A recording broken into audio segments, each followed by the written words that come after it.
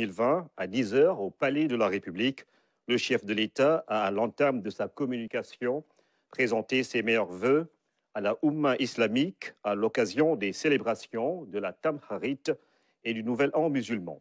Le président de la République a informé le Conseil avoir pris part à Paris le 27 août 2020 à la rencontre des entrepreneurs de France en qualité d'invité d'honneur. Il s'est entretenu à cette occasion avec son homologue français, le président Emmanuel Macron, sur plusieurs questions relatives à la coopération bilatérale.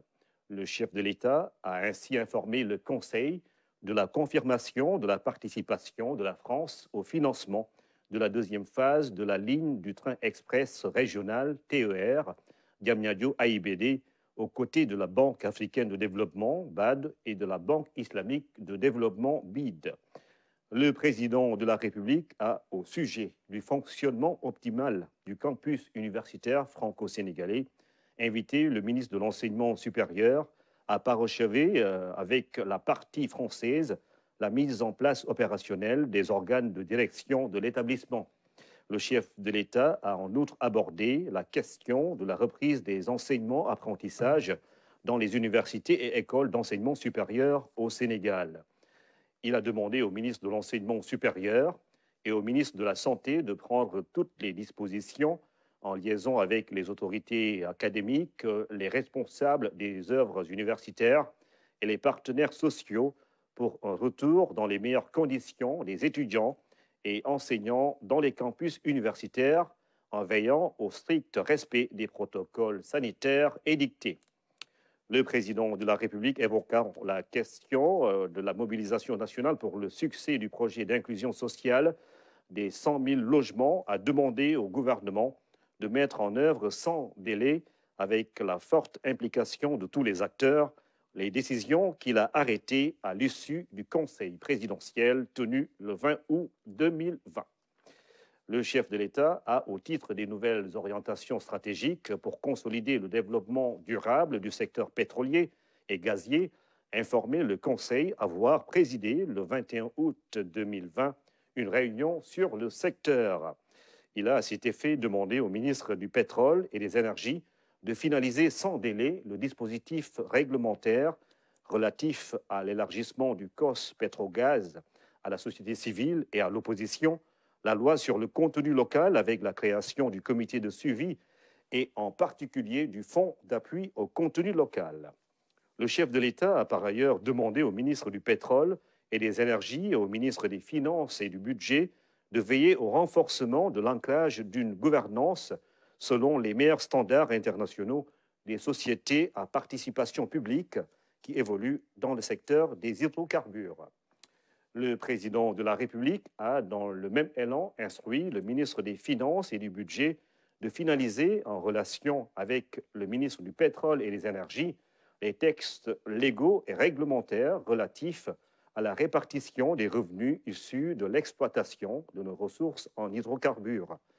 Le président de la République, abordant la question de la gouvernance des entreprises du secteur parapublic et des personnes morales de droit privé bénéficiant du concours financier de la puissance publique, a instruit l'ensemble des membres du gouvernement de veiller à la tenue régulière des pré-conseils en amont des conseils d'administration, en particulier dans le cas des sociétés dont l'impact sur le budget de l'État est important. Le chef de l'État a, au titre du climat social, de la gestion et du suivi des affaires intérieures, demandé au ministre de l'Eau, de l'Assainissement, d'intensifier à l'échelle du territoire national l'exécution de la matrice d'action prioritaire adoptée pour faire face aux inondations au titre de l'année 2020 et de lui soumettre un rapport détaillé sur l'état de la mise en œuvre du programme décennal de lutte contre les inondations PDLI sur la période 2012-2022. Il a enfin demandé aux ministres concernés, en relation avec les maires des communes ciblées, d'accorder une priorité spéciale à la restructuration et à la rénovation des quartiers inondables, notamment ceux de Kaolack, Saint-Louis, Kaffrine, Ziguinchor, Guédiawaye et Pikine. Le chef de l'État a clos sa communication sur son agenda diplomatique. Il prendra part le 7 septembre 2020 à Niamey au 57e sommet ordinaire des chefs d'État et de gouvernement de la CEDEAO. Au titre des communications. Le ministre d'État, secrétaire général de la présidence de la République, a fait le point sur la tenue le lundi 31 août 2020 de la réunion sur l'opérationnalisation du marché d'intérêt national et de la gare des gros porteurs de Diamniadio. Le ministre des Finances et du Budget a fait une communication sur la mobilisation des ressources financières, les dépenses du force Covid-19 et la situation de l'exécution du budget. Il a également rendu compte de la prochaine mission du FMI.